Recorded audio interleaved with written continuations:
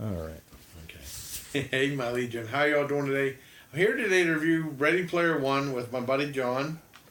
And Hi, everybody. and I'm player 2 today. I want to dedicate this to Kite Flyer and King Puppet. He had the chance. He said he was going to see Ready Player One today also, so I thought that was really cool. He told me that on the live stream. And what Ready Player One is about in the future. They have this place called Stack. The Stacks. Yeah, the Stacks, and they have all these trailers stacked upon each other, and everyone's living in poverty, but they're pretty much living through this virtual reality game called the Oasis. And the Oasis is kind of like a throwback to the 80s, 70s, and 80s with all these references. Well, yeah, more, even more modern ones too. I mean, there's more references than you could shake a joystick at. I know, and then when John was going through the thing, seeing the references, it felt like you didn't even see the movie because you missed so many. And I only read off a few on the IMDb page. There's so much. And there's some, I caught that you could easily miss, wonder in one guy's place, there's a poster for, what was his name, William Goldie or whatever from Back to the Future.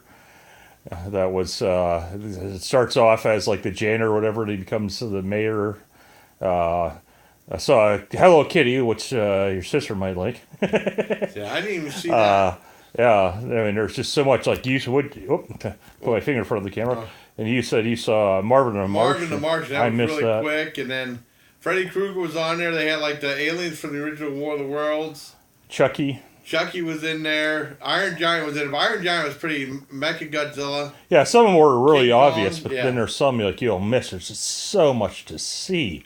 But it's great because as a geek, I loved it. I didn't play a lot of those games that they referenced, but there are some I have, and I knew some. But it kind of reminded me of the movie with all those different characters and stuff. Remind me of Kingdom Hearts by, I can't remember the game manufacturer, but it combined Disney with some of the animated films, and I can't remember if that's what the main character looked like. Who in his avatar in the game also looked a little bit like somebody from the Final Fantasy series, video games.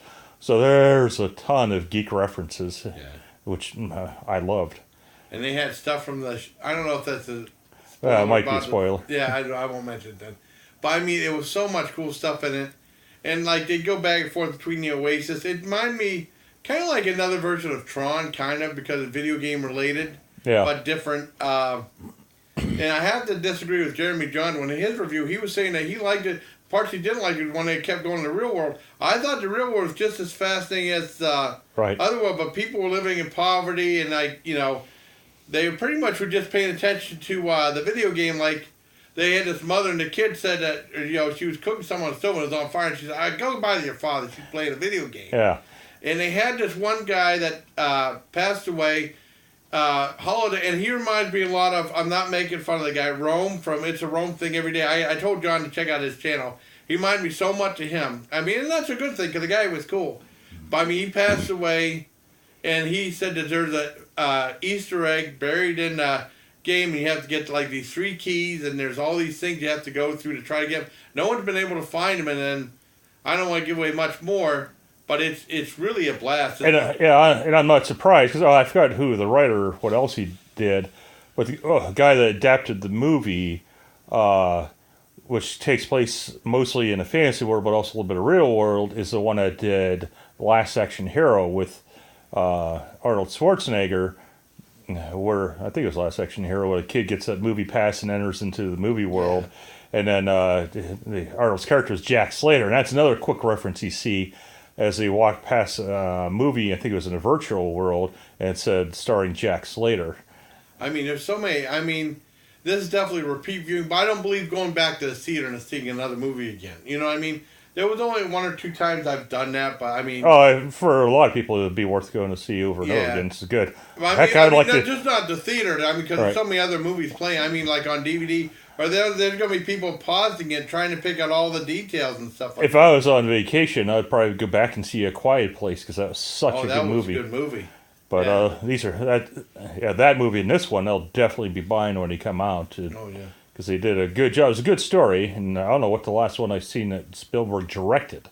Not just produced, but directed. Well, the last one I saw he directed at the theater was, I believe, Saving Private Ryan. And the last movie he directed I saw on Netflix was BFG. BFG's really good. Is it? I haven't seen that one. Well, I felt bad because, well, damn, I can't. Well, like, a father took, I mean, a little boy, like, I mean, I don't know, 3 or 4, and they had some really intense scenes coming up later on in, like, some of the spoiler things, so. Right. It's not, I don't know, I mean, they were taking little kids to see it. It's not like, it's definitely a hard PG-13, and it's like they were, even though for Steven Spielberg, I think they were tapped in between that and R-rated, because it was close to get R-rated, probably, with some of the stuff in that spoiler thing, and then an F-bomb dropped in there, too. I mean, you know, it was, even though most of it, I mean, it's really good. There's lots of humor in it.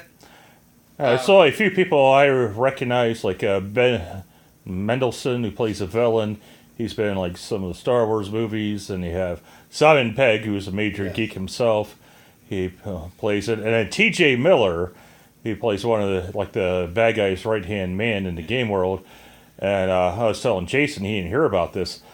I don't know, it sounds like T.J. Miller could be kind of a douchebag. He's also was in Deadpool movies and Silicon Valley, and I think he had a falling out with on Silicon Valley, which is one of the reasons he left, and which is why the guy did Beavis and Butthead and King of the Hill. And but I guess he was drunk on some train, and some lady pissed him off. So he calls the authorities and saying that she's got a bomb, and I think he also said the wrong train, so they stopped this other train and search all the passengers in the train and find no bomb. So they arrested him, and he'll probably be out of jail. So he probably won't be in Deadpool 3. Yeah. I mean, was he the smart-ass guy that was in the bar talking to him? Yeah. Okay. Yep. And then, yeah, what if it was his Spud Crusoe said he has a being? Like that, people said they don't know what he's saying, or... But I mean, I'm sure Barney Miller's his brother Barney Miller's very disappointed. Or father, probably. Yeah, Barney Miller. Bonnie! I like Barney Miller. Yeah, this was a good movie. It's definitely worth seeing, especially if you're a geek, because not just the video game references, like Gods of War, Halo, but there's also a comic character as well. Some are crossover, too, in video games. You have the Batmobile, they had Harlequin, you know, and all kinds of stuff. They did Saturday Night Fever. That was really I mean, well, and that was an obvious one, but I mean, they had lots of good 70s and 80s music in there. Yep, they had the Teenage Mutant Ninja Turtles in there, and all kinds of stuff. Yeah, that was. I mean, they had Devo behind Mark Motherberg with the Devo with the. Yeah, see, I missed that behind the bar. I remember that. Yeah, so there's so much to catch. So you probably won't catch all the references. Yeah, I mean, it's like, I mean, definitely repeat viewing. I'm just saying, like, people go to the theaters. There's so much movies in the theaters that we still want to see. Yeah, we were kind of disappointed. We stayed through the end of the credits. There were no Easter eggs in the credits or any extras. So if you don't feel like watching through the credits, there's nothing there. So don't bother. Yeah, but they talk about, like, different things, courtesy of this company, and they had courtesy of Topps. I don't remember what Topps did in the movie, but they probably did something. But there's so many. It's just like, I don't know where to begin. And there's great humor in it too. And it was. I had a blast. It was 2 hours and 20 minutes.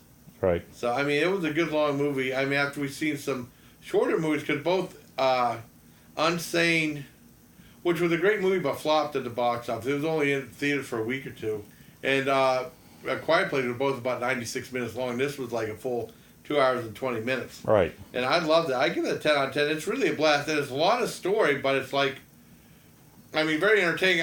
If my dad was still, I know my dad would say, wouldn't like, he says too much to comprehend. But I mean, it's a lot of story leading up to that. And I think some of the thing with, if someone dies, they lose all their coins and they go back to zero. I think it's someone like the Bitcoin craze too. People collecting those things, they collect those coins and they able to buy stuff in the virtual world and stuff too. Well, in video games, you get coins for stuff. Yeah.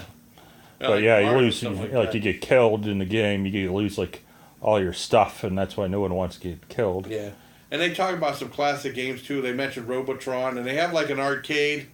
I mean, when they go to, I don't know the games, but they had like old games. They're talking about, the real classic games. I remember Holiday had a Space Invaders T-shirt on. I mean, I loved it.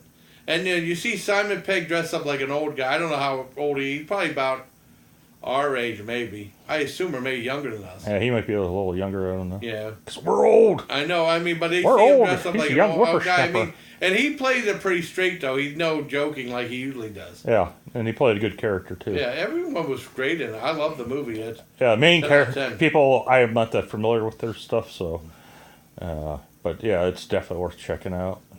Yeah, I loved it. I think that's all I meant about. Like I said, disagree with Jeremy Jahns said it. He said like the outside world is boring and stuff like that. I was like, oh no, it's only gonna be good when they go there. But I thought the future. I mean, it's set in the future. The futuristic world out. It's like a low rent version of Blade Runner, kind of. Mm-hmm. And then you see how the poor are poor, and then like the corporations real rich. You see how, like they're where they live is real nice, and then with the poor people they have like the trailer stack tie up.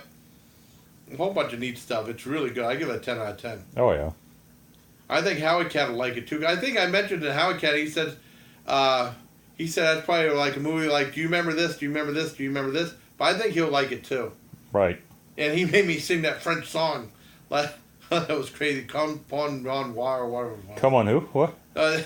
Come on, feel the noise. Oh, I thought I made "Come on, Aline." No. Come on, Aline. Yeah, I mean, it wasn't. No, I could sing that song. Well, kind of. No one's gonna want me to sing. That's that the only words I remember. I mean, that's like. I mean, it's from Plastic Bertrand or something. I mean, I'll have you look up. When you hear the song, you'll remember it.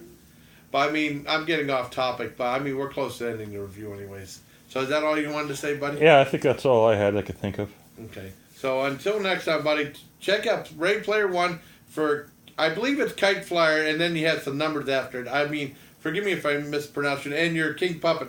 I subscribed to your channel. And that one video was the puppet getting mad because it was cold out there, and he was watching Star Wars. I thought it was an entertaining video because I like weird stuff like that too. So until next time, buddy, please take care, my legion.